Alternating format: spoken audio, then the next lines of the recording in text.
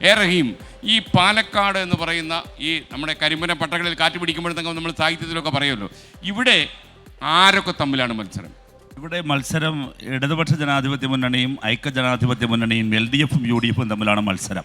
ഇതെൻ്റെ മാത്രം അഭിപ്രായമല്ല, ശ്രീ രമേശ് ചെന്നിത്തലയുടെ അഭിപ്രായമാണ്, ശ്രീ കെ മുരളീധരൻ്റെ നിരീക്ഷണമാണ്, സർവോപരി ശ്രീ ചാണ്ടി ഉമ്മൻ്റെ അഭിപ്രായവും ഇത് തന്നെയാണ്. അതായത് പ്രധാനപ്പെട്ട എല്ലാവരുടെയും അഭിപ്രായം ഇത് തന്നെയാണ് എന്ന് ഞാൻ പറയുകയാണ്. അല്ല റഹീം, എൻ്റെ ഒരു സംശയം എന്താണെന്നറിയുമോ? അതായത് ഇവിടെ വേറുള്ള ഒരാളാണ് NDയുടെ ഇവിടുത്തെ സ്ഥാനാർത്ഥി സി കൃഷ്ണകുമാർ.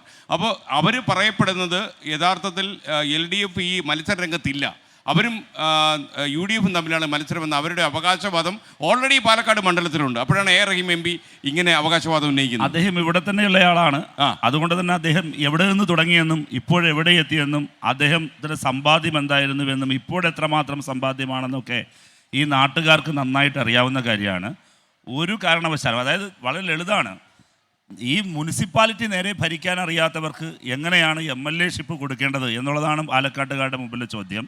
എവിടെ ഇറങ്ങി നടന്നാലും മുനിസിപ്പാലിറ്റി പോകുന്നുവെങ്കിൽ റോഡിലൂടെ പോകാനാവില്ല, മുനിസിപ്പാലിറ്റിയിൽ മുഴുവൻ തകർന്നു കിടക്കുകയാണ്, അതിനകത്ത് കയറണമെങ്കിൽ കൈക്കൂലിയും കൊടുക്കണം. വികസനം നടന്നിട്ടില്ല എന്നാണോ പറയുന്നത്? പാലക്കാട് ഒരു വികസനവും നടന്നിട്ടില്ല. മുനിസിപ്പാലിറ്റി കഴിഞ്ഞ 10 വർഷത്തോളമായി 2 ടേമായി BJP ഭരിക്കുകയാണ്. ഇവിടെ ഒരു വികസനവും നടത്തുന്നത്. അത് മാത്രമല്ല, ഈ നിയോജക മണ്ഡലത്തിന്റെ അവസ്ഥ എന്താണ്? നിയോജക മണ്ഡലത്തിൽ വളരെ രസകരമാണ്. ഇവിടെ മത്സരിച്ച് ജയിക്കുന്ന UDFിന്റെ സ്ഥാനാർത്ഥിക്ക് MLAക്ക് ഒരു പണിയും എടുക്കേണ്ടതില്ല. എന്താണെന്നറിയാമോ? ഇല്ലേലും സാധാരണ എല്ലായിടത്തും പണിയെടുക്കണമല്ലോ, പണിയെടുത്താൽ ജനം അത് നോക്കിയിട്ടാണല്ലോ ജഡ്ജ് ചെയ്യുക. ഇവിടെ ജനങ്ങളെ അവർ പേടിപ്പിക്കുന്ന ഒരൊറ്റ കാര്യം പറയണ്ട, ഒരു വികസനവും നടത്തിയില്ലെങ്കിലും തിരഞ്ഞെടുപ്പാകുമ്പോൾ അയ്യോ BJP ജയിച്ചു പോകും, അതുകൊണ്ട് ഞങ്ങൾക്ക് വോട്ട് ചെയ്യണം എന്ന് പറഞ്ഞ് BJP പേടി സെല്ലൗട്ട് ചെയ്ത് വിജയിക്കാം എന്ന ആത്മവിശ്വാസം UDFിനുള്ളത് കൊണ്ട് ഒരു വികസനവും നടത്തുന്നില്ല. ഞാൻ പെട്ടെന്ന് റഹീമിനോട് ചോദിച്ചാൽ, ഏത് രംഗത്തുള്ള വികസനമാണ് കഴിഞ്ഞ 10 കൊല്ലമായി ഈ പാലക്കാട്ടെ മണ്ഡലത്തിൽ നടന്നിട്ടില്ല എന്ന് താങ്കൾ സംശയിക്കുന്നു? കേരളത്തിന്റെ പൊതുവായ വികസനത്തിനൊപ്പം ഇവിടെ വളർന്നിട്ടില്ല. കേരളത്തിലെ പള്ളിക്കൂടങ്ങൾ ഏറ്റവും മെച്ചപ്പെട്ട പള്ളിക്കൂടങ്ങളാണ്, ഹൈടെക് പള്ളിക്കൂടങ്ങളാണ്, ഇന്ത്യയിലെ തന്നെ ഏറ്റവും മോഡൽസ് ആണ്.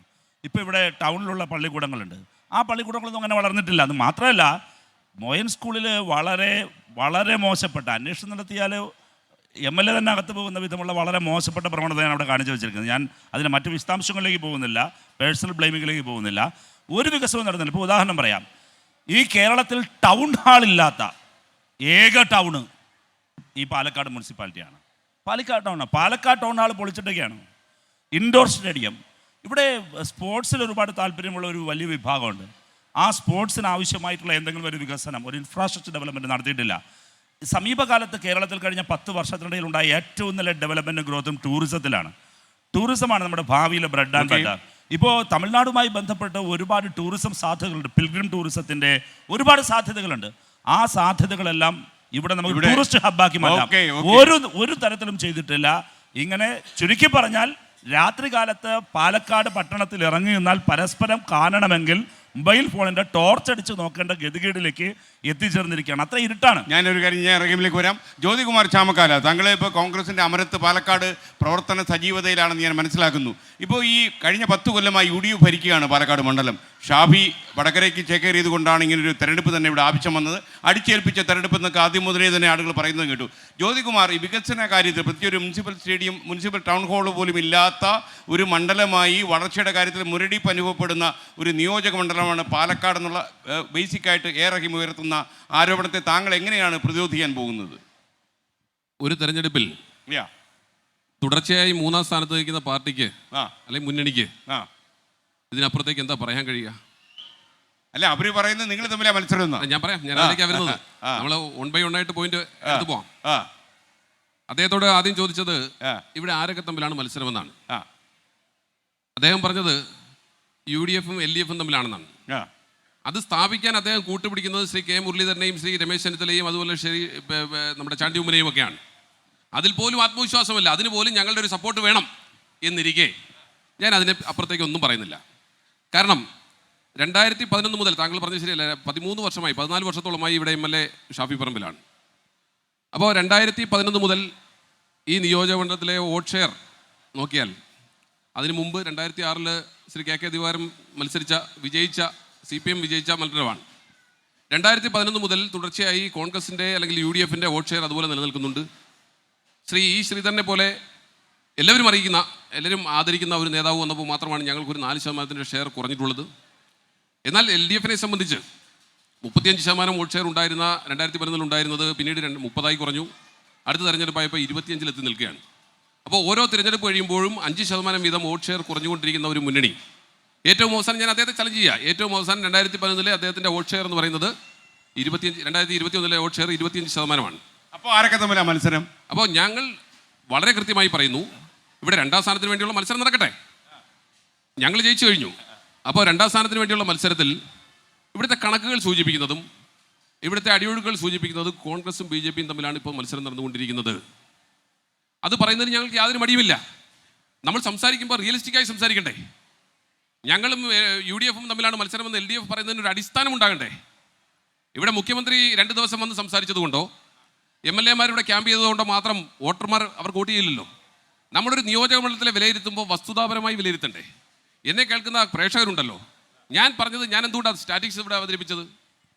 ഇവിടെ സ്റ്റാറ്റിക്സ് അവതരിപ്പിച്ചത് ഈ മണ്ഡലത്തിൻ്റെ മറ്റൊരു കാര്യം കൂടി മനസ്സിലാക്കണം. 1970 പോലും ഇവിടെ BJP വലിയ അല്ലെങ്കിൽ അന്നത്തെ ജനസംഘം ഒരുപാട് വോട്ടൊക്കെ മേടിച്ചിട്ടുണ്ട്. അതൊക്കെ അവിടെ നിൽക്കട്ടെ. ഞങ്ങളെ സംബന്ധിച്ച് ഞങ്ങൾ ജയിക്കുന്ന മുന്നണിയുടെ ഭാഗമായി നിൽക്കുന്നു. ഞങ്ങൾ കാണുന്നത് ഇവിടെ BJP-യും ഞങ്ങൾ തമ്മിലുള്ള മത്സരമായിട്ട് തന്നെയാണ് കാണുന്നത്. അത് KPC പ്രസിഡന്റും പ്രതിപക്ഷ നേതാവും ഉൾപ്പെടെയുള്ള ഇവിടെ ക്യാമ്പ് ചെയ്ത് പ്രവർത്തനം നടത്തുന്ന നേതൃത്വം നൽകുന്ന മുഴുവൻ ആളുകളും കൃത്യമായി പറഞ്ഞിട്ടുമുണ്ട്. ഇനി അദ്ദേഹം പറഞ്ഞത് ഇവിടുത്തെ വികസനത്തെക്കുറിച്ചാണ്. വികസനത്തിൽ വളരെ പിന്നോക്കം പോയി എന്നാണ്, ചെറിയ കാര്യമല്ല. അതെ,